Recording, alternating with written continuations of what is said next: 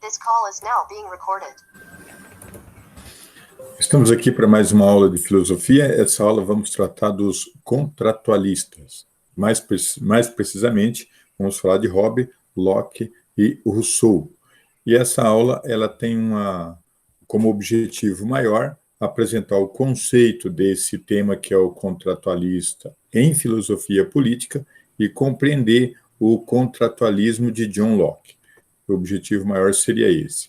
E vamos apresentar alguns comentários do livro de Tito, né, do Tito Livio, do princípio ali do regime republicano romano. Relembrando que nós falamos nas aulas anteriores de Maquiavel, a questão da liberdade, do conflito e liberdade, questão de ser livre e não ser livre. Pensamento moderno que engloba esse tema contratualista nesses três pensadores. Primeiro momento, a gente está vivendo esse período que é o antropocentrismo, ou seja, onde Deus deixa de ser o centro e o homem passa a ser o centro do universo, dos acontecimentos, da vida social e da vida política. Lembrando que a gente está saindo num período onde se estabelecia o processo feudal, onde Deus era o centro de tudo e agora passa a ser o homem. A religião era predominantemente a religião católica apostólica romana e agora a gente tem uma reforma protestante. A gente tem aí o aparecimento de Lutero, né, Calvino e o Henrique VIII, o Henrique VIII, que é o rei da Inglaterra, que vai surgir aí outras religiões. Além da luterana, vai surgir aí o calvinismo, as religiões adventistas e assim por diante. Tem também o renascimento cultural. Agora a gente vai ter que buscar alguns elementos da cultura romana, grega romana, e trazer esse novo conceito de cultura que a gente vai chamar de renascimento cultural. E, por fim, a gente tem a Revolução Científica, onde o cientificismo vai ter muita força com a queda do sistema feudal. E agora o homem podendo pensar, podendo produzir, então o processo científico vai desencadear uma nova visão de mundo que vai produzir, logo em seguida, a Revolução Industrial. O que é o nosso tema de hoje, então? É o contrato, o contratualismo. Então, esse processo é o início da modernidade e, para alguns filósofos, é bastante interessante a fundamentação do Estado. O Estado é que vem legitimar o seu poder, ele vem criar lei, ele vem tornar legítimo as suas ações. Porque agora a gente tem uma perda do feudalismo e agora o nascimento dos estados nacionais modernos. Primeiros estados nacionais modernos a nascer é a questão da Itália, Portugal, Espanha, Inglaterra, França e Alemanha e assim por diante. Então, esses países precisam de um contrato. Esses países precisam legitimar o seu poder e vão precisar desses filósofos. John Locke, Rousseau, e assim por diante, para que eles legalizem isso. Então, e aí entra a questão da sociedade civil. O que é uma sociedade civil? Essa sociedade civil tem que estar baseada e estruturada num conceito de Estado. Então, o que é o estado de natureza? O estado de natureza é aquele estado pré-social, é o estado onde o ser humano não apresenta uma total civilização, onde cada indivíduo é dono de si e segue as suas leis ou não tem leis a seguir. Então, ele vai seguir apenas os seus instintos naturais, os instintos de briga, os instintos de agressão, os instintos de resolver os seus problemas pela própria força, sem contar com uma força externa que a gente vai chamar de Estado. Então, tem que aparecer aí um ser todo-poderoso chamado Estado que diz, como a ação de um pai, olha, eu estou aqui para resolver todos os seus problemas, tudo que ocorrer eu vou resolver. Esse é o papel do Estado, que tira o homem desse estado de natureza, que é um estado, vamos chamar de selvagem, que é um estado não civilizatório. E o que é o estado civil, então? O estado civil é uma sociedade que ela é regida, tem a regência por regras e leis do Estado. E cada ser humano vai acatar de modo individual, acata de modo individual e obedece essas leis para o seu bem e o bem do convívio social. E aí o Estado forma a representatividade de todas as leis e de todas as pessoas e de todos que congregam essa organização chamada Estado ou essa dimensão geográfica ou essa situação geográfica do Estado que ele vai controlar. A partir daí, temos o primeiro exercício.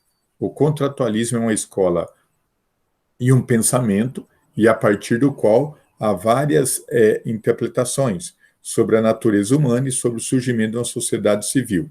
Sobre o contratualismo, a respeito do ser humano, é correto afirmar que, então a gente vê que a resposta certa aí é a resposta A, vivia no estado de natureza, e a partir daí vai haver uma organização social, ou várias organizações sociais, políticas, e a partir daí temos, então, um novo conceito de sociedade. Vamos agora para John Locke. John Locke, de 1632 a 1704, John Locke é um filósofo empirista. O que quer dizer empirista? Parte de experiências. Empirismo é aquela experiência nossa do dia a dia. Como já foi dito na aula 42, 43, o empirismo é aquela situação da receita das nossas avós, tios, tias, por exemplo, tal chá faz bem para tal coisa. Isso são as experiências do dia a dia que eles vão adquirindo para poder aplicar no seu cotidiano. Então, o filósofo John Locke é um filósofo empirista. Ele é um contratualista. A sociedade tem que ser regida de forma artificialmente a partir das leis.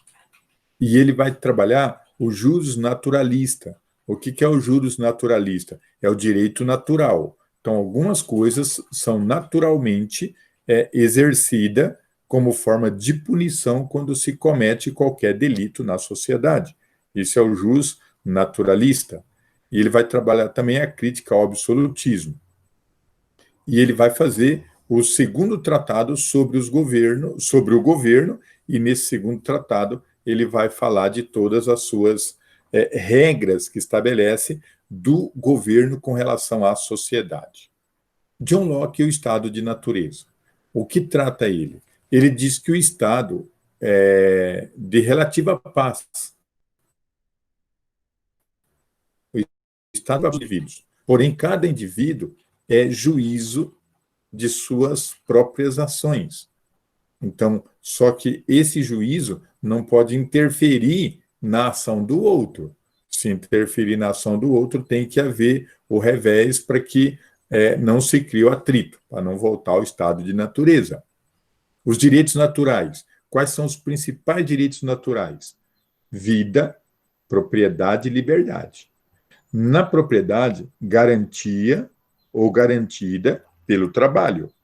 Então, os direitos naturais do ser humano é vida, propriedade e liberdade. E essa propriedade está envolto o trabalho. E segundo o John Locke, o estado de natureza é simplesmente a condição pelo qual pode ser exercida uma lei de violência. Ou seja, está na mão do indivíduo. E ele torna-se comum, a partir daí, um processo de violência. Quando não há ação do Estado, quando o Estado não exerce seu poder, o indivíduo exerce seu poder, e aí a gente tem o estado de natureza, o estado de violência, que é um estado de guerra de todos contra todos, e até do próprio indivíduo contra o Estado. É o caso que a gente vê agora nas grandes cidades, os grandes domínios de favela e e de algumas organizações de milicianos, que é exatamente a volta desse estado de natureza, onde não se tem claro quais são as regras, e essas regras não estão claras enquanto escrita, pode estar clara enquanto vivência de uma comunidade. Porém, há sempre um atrito, há sempre um confronto, e esse confronto ele vai chamar de estado de natureza. Quanto à propriedade, a terra é criatura, a terra são criaturas inferiores, e todos nós temos direito à propriedade dessa terra.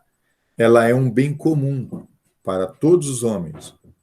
Porém, cada homem é proprietário da sua própria pessoa e de seus próprios bens. E ninguém tem o direito sobre a propriedade do outro.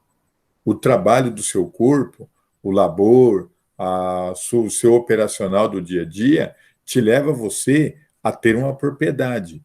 E isso tem que reconhecer pela sociedade e pelo próprio Estado. E o Estado tem que fazer esse acordo, chamado Acordo Civil, que ele vai tratar no seu livro, Segundo Tratado sobre o Governo Civil, e a partir daí ele vai transformar essa propriedade em sua, seja ela terra, seja ela casa, seja ela bens como carro, como bens particulares, móveis e imóveis seu, tudo. O Estado vai ter que legalizar isso. E hoje o Estado legaliza de fato isso, que é através de um recibo, através de um contrato, através dos acordos lavrados em cartórios.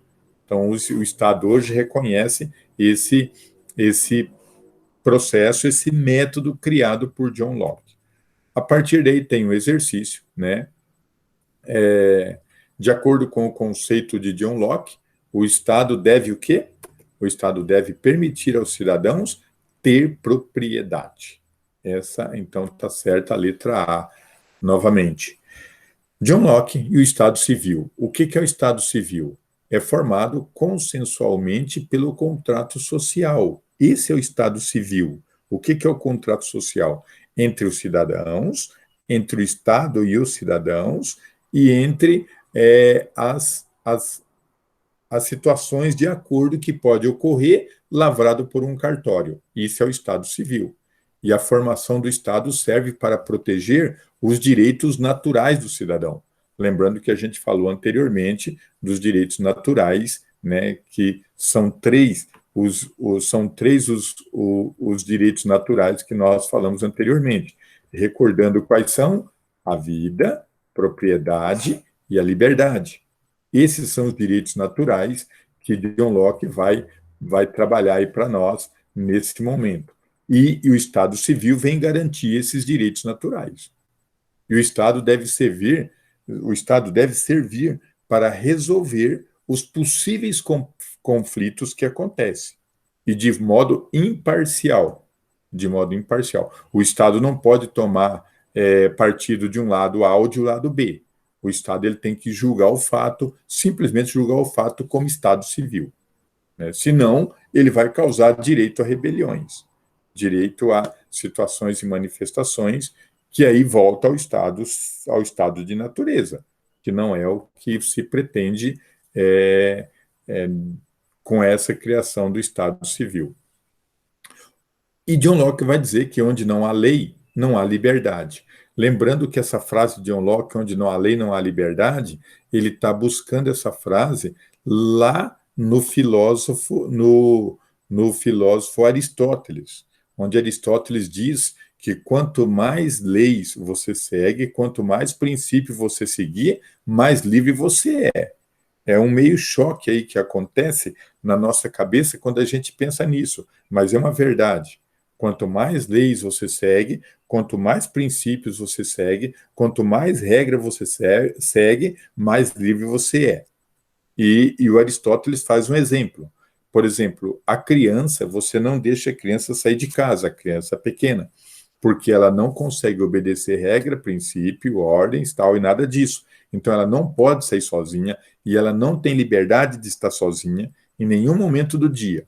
Porém, quando ela aprende a seguir regras, princípios, ordens e leis, a gente deixa ela ir até a casa do vizinho, para ela começar a sentir essa liberdade.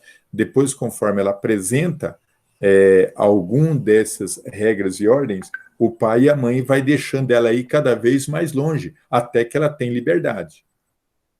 Então, onde não há lei, onde não há regra, onde então não tem liberdade.